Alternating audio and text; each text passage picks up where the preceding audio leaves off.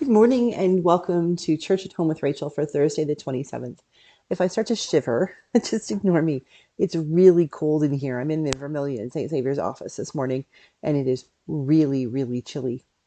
The reason, sorry, I'm tongue-tied.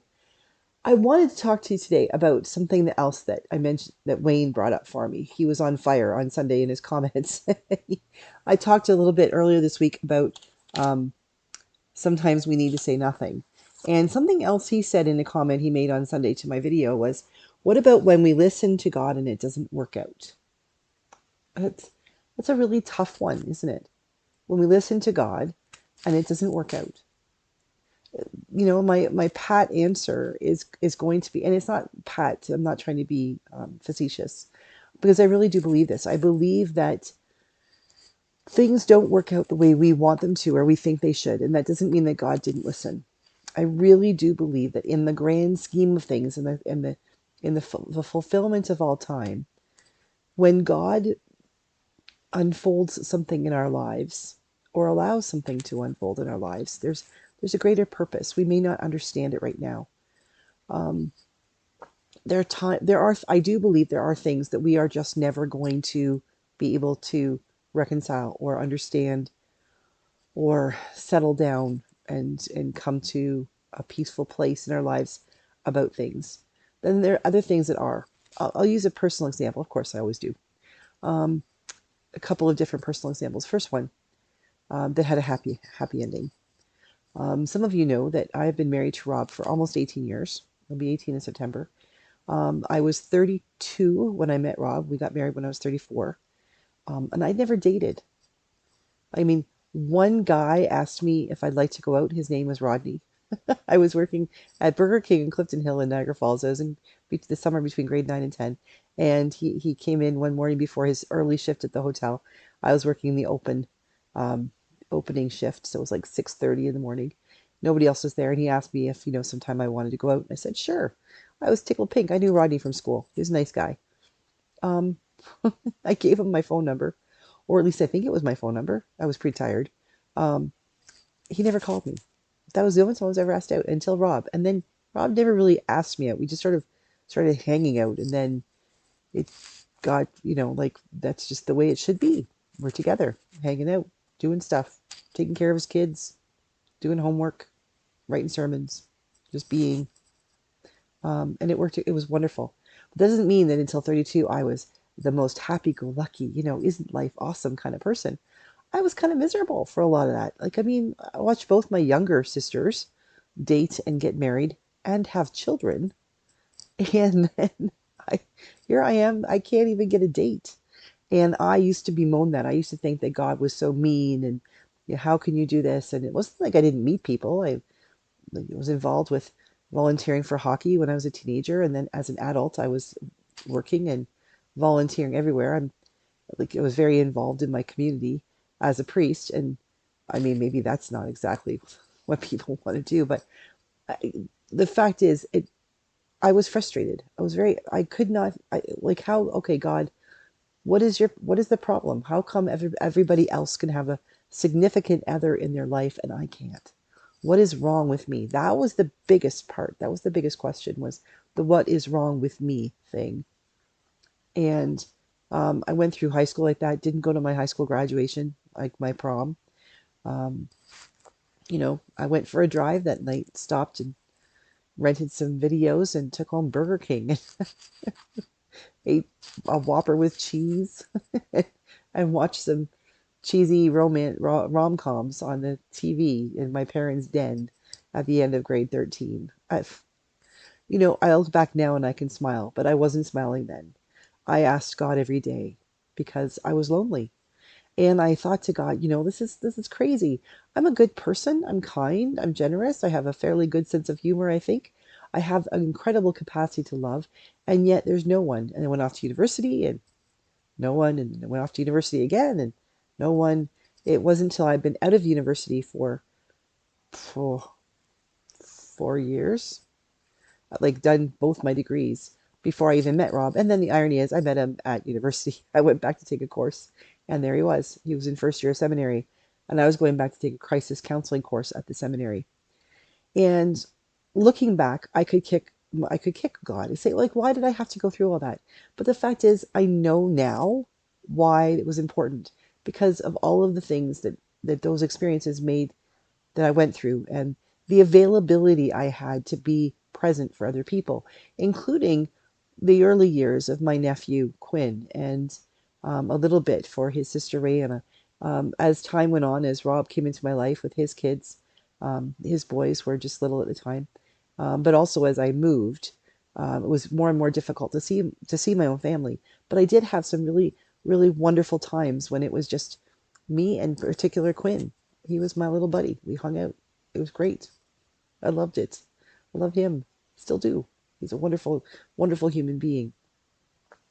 But I know now that there were things in my volunteering that I wouldn't have been able to do had I had a family, had I been, kicking around and needing to be home to make dinners or take kids to soccer practice and things like that. I had opportunities as a single person that I never would have had I been connected to somebody else. But at the right time, God brought me and Rob together. I do believe that. I really do believe that. And since then, no looking back. I mean, it hasn't been easy. We've moved across the country. I've worked and I've not worked. I've had moments when I've known that God was listening and working things out, and other times when it was like, okay, God, I don't know what your grand scheme is because I can't see it, but please help me to be patient. And it has worked. I've talked about that before. I'm moving to Round Lake where I wasn't able to work. And that was a beautiful 13 months of not working that allowed me the time to go and live with my father in law in his final days, the last month of his life, to be with him and to celebrate his life and to just, I wouldn't have been able to do that if I'd had a job, a paying job anyway. But there are things in life that, I look back and say, okay, on those things, Wayne's question, what about when we listen to God and it doesn't work out? So in that case, it did work out. It was the long plan. It was the 35-year plan there that God seemed to be working on. It did work out. But there are other plans that, I thought, like, think, how come they didn't work out? Things like, I think about my grandparents. My grandfather on my dad's side died before they were married. My parents were married, and I never met him. And his mom, who I have a feeling I was a lot like, died when I was just almost 11 years old. My grandfather, who was my favorite person in the whole world, um, he died when I was 17. And he wasn't a spring chicken. My mom was the middle of seven kids, and I was toward the middle of all the grandchildren. It wasn't like he died at 60 or something. He was 80 something, 80, I want to say 88, but I don't know if he's that old, when he died, and he didn't suffer. But I, as a 17-year-old, could not understand why God had to take my grandpa.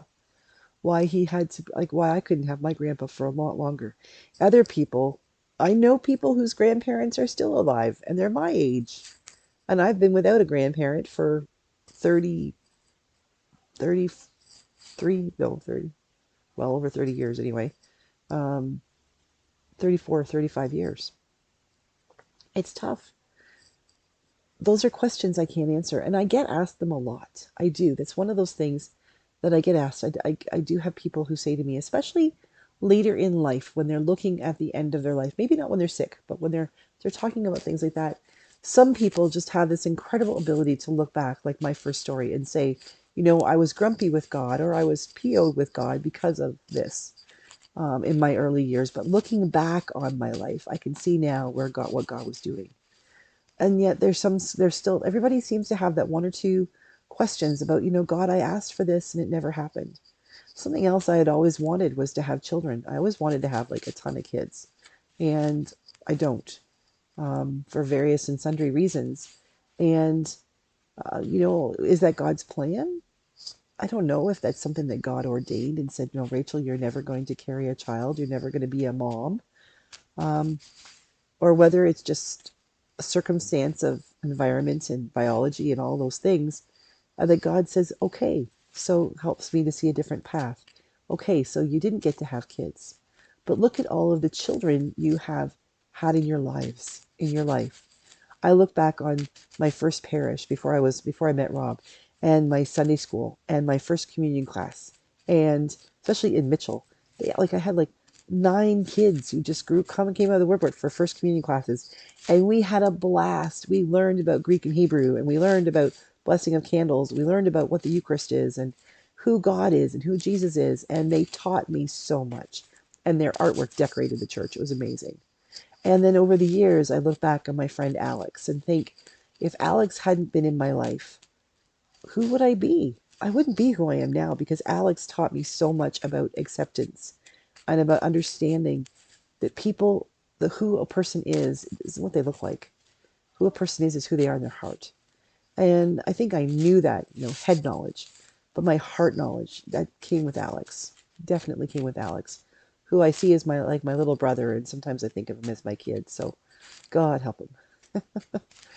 But there are so many blessings in my life that, God absolutely may have said, I might have said, like, here you go, God, here's my laundry list, here's what I need, here's what I want.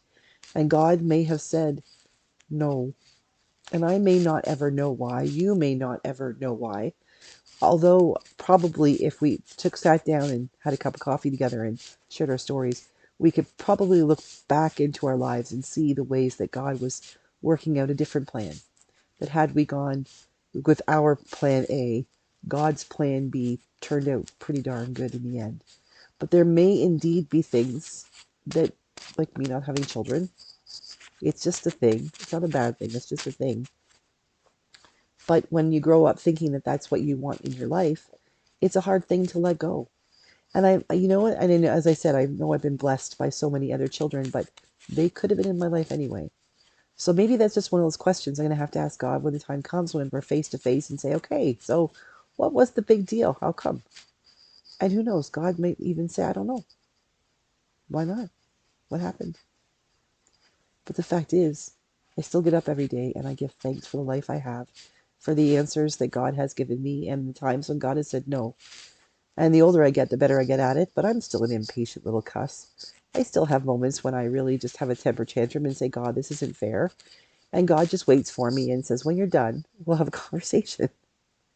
And then getting back to what Wayne said what I talked about the other day. Sometimes God says, let's have the conversation, and then there's no words, just silence. And yet, at the end of that silent conversation, I really understand that in the end, it's all good. I don't know if it's all good for you, but I pray and I do believe that in the end, it will all be good. Judgments that we carry as human beings won't carry nearly as much weight as we think they do now. But until that time comes, if you're struggling, I pray that you not give up. Ask the questions. Demand the answers. God's not going to walk away. God's got broad shoulders. God can handle it. So thank you for hanging with me today. Thank you, Wayne, for your topics. You're a blessing. And God bless you all. I'll see you again tomorrow for a feel-good or funny Friday, if I can find something hilarious to talk about. Pray for me.